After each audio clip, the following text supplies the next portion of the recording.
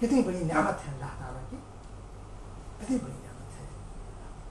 तो कहते हैं ये दीन जिससे तौहीद फैली जहाँ, ये दीन जिससे तौहीद फैली जहाँ, जहाँ में हुआ जलवा हक, हुआ जलवा हक, जब हुआ जलवागर हक ज़मीन और ज़मा में, रहा शिर्क बाकी वहम और गुमा में, और बदला गया आके हिंदुस्तान में।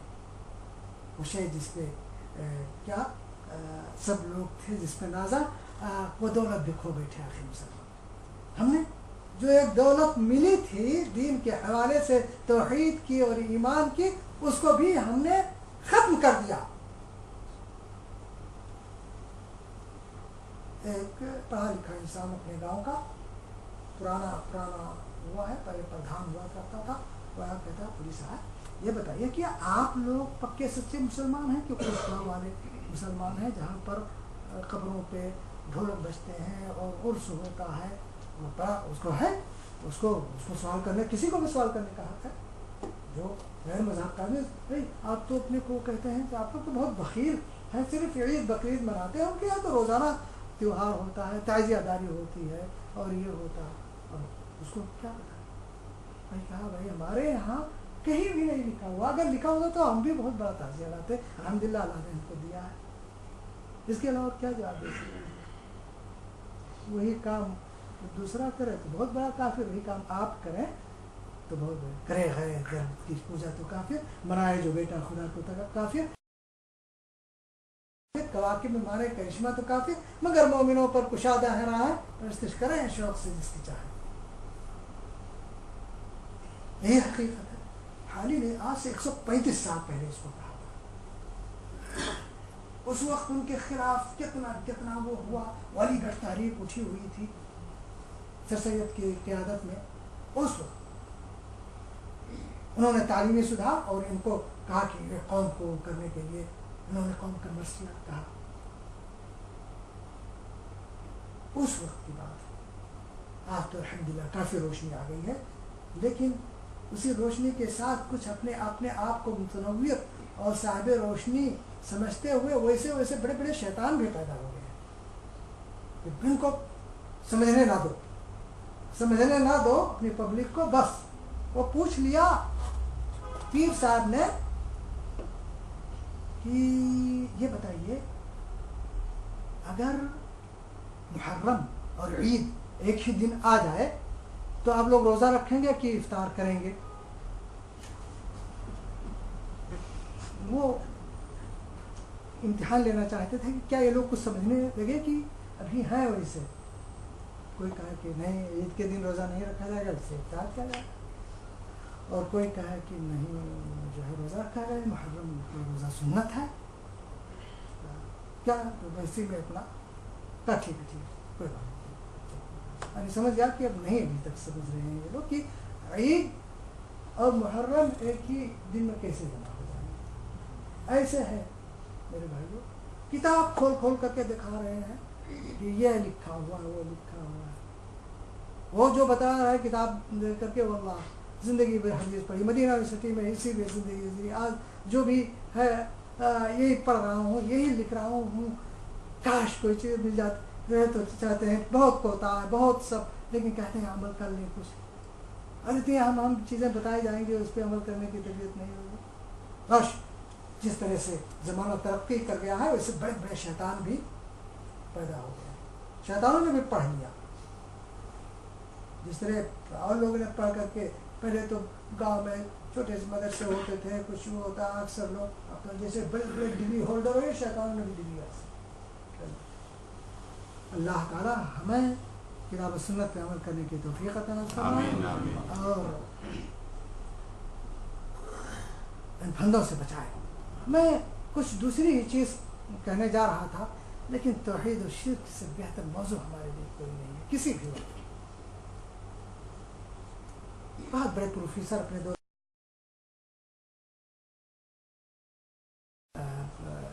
सऊदी अरबिया के वो गए दिल्ली, तो बातचीत होने लगी शिर्क तौहीद पे।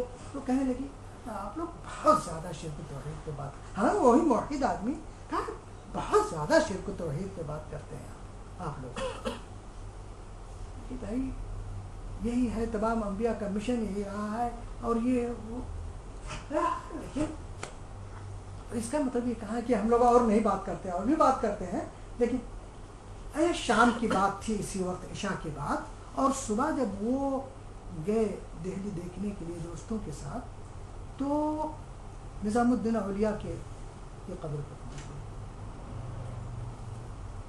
تو انہوں نے دیکھا پہلی بار اپنی زندگی میں کہ لوگ شرک اکبر کر رہے ہیں، سجدہ ریز ہیں، گریا گریا کر دعائیں مانگ رہے ہیں، نظر نیاز چاہ رہے ہیں. بہت صدمہ ہوا، اور لوٹ کر کے آئے شام کو، تو بیٹھے، ہم کو تو پتہ نہیں تھا کیا ہوا کیا نہیں ہوا، کہاں گئے کہاں نہیں گئے. تو کہ ہاں تم سچ کہتے ہو، اگر میرے ہاتھ میں حکومت ہوتی تو میں نہ جانے کیا کر دیتا. تو یہ اسی لیے نبی کریم صلی اللہ علیہ وسلم، آپ دیکھیں قرآن مجید کی کوئی صفحہ توحید کے بیان اور شرک سے بیزاری سے خالی ہے. یہی درست ہو جائے تو آپ کو عزت اور نہ ذلت. میں دو چیزیں بتانا چاہ رہا تھا ہلکی سی، اور بات ادھر آ گئی. جو قرآن کی آیت میں نے تلاوت کی وہ یہ کہ تمام چیزوں کے فیصلے اللہ تعالیٰ کے یہاں ہوتے ہیں، ٹھیک ہے. عام طور پہ جن سے ہمارا بہت زیادہ تعلق، بلکہ سب سے زیادہ تعلق ہے، وہ موت و حیات اور روزی و رزق. اللہ تعالیٰ نے اس کا کسی دوسرے کے ہاتھ میں اس کا باغ ڈور نہیں رکھا کہ جب کو جس کو چاہے جو قتل کر دے، غصہ ہوئے ان کی جان لے لی، نہیں، روزی بند کر دی. دونوں چیزوں کے فیصلے زمینوں پہ نہیں آسمانوں پہ ہوا کرتے ہیں. اور یہی حقیقت ہمارے اسلاف کے یہاں، ہمارے بزرگوں کے یہاں ان کے ذہن میں راسخ تھی، اس لیے وہ کسی کو نہیں ڈرتے تھے. بھائی جب زندگی موت اللہ کے ہاتھ میں ہے، تم کیوں کلمہ حق بات کہنے سے ڈریں گے؟ اور روزی اور رزق جب اللہ کے ہاتھ میں ہے تو پھر ہماری روزی تو آئے گی جتنی لکھی ہوئی ہے. زندگی موت اللہ کے ہاتھ. اس لیے قرآن نے بہت سی جگہوں پہ بیان کیا ہے کہ بہت سے لوگ جنگ میں حاضر نہیں ہوتے ہیں، ڈرتے ہیں، لیکن اللہ نے اگر لکھا نہیں ہے تو آپ جنگ میں شہید نہیں ہوں گے. حضرت خالد بن ولید زندگی بھر جنگ لڑ رہے ہیں اور کہہ رہے ہیں ہاں انا موت موت البعیر، یہ میں آج جو ہے تڑپ تڑپ کر کے اپنے بسترے پر اونٹ کی طرح مر رہا ہوں، جسم میں کوئی حصہ ایسے نہیں جو چھلنی نہ ہو گئی ہو. فلا نامت اعین الجبناء، بزدلوں کی آنکھوں کو نیند نہ آئے. بزدلی ہے، نہیں جنگ میں گئے، کیوں؟ اس لیے کہ مار دیے جائیں گے. تو وہ کر رہے ہیں، وہ کہ بد دعا دے رہے ہیں بزدلوں کو کہ ان کی آنکھوں کو نیند نہ آئے.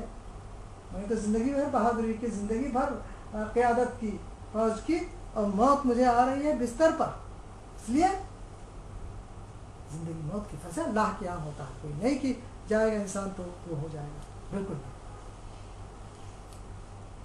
یہ وجہ ہے کہ ہمارے اسلاف جب حق بات کہنے کی باری آتی تھی تو کبھی بھی نہیں گھبراتے تھے، چاہے وہ کوئی چھوٹا ہو، چاہے کوئی بڑا ہو، چاہے کوئی حاکم ہو، چاہے کوئی بادشاہ ہو، حق بات کرتے تھے.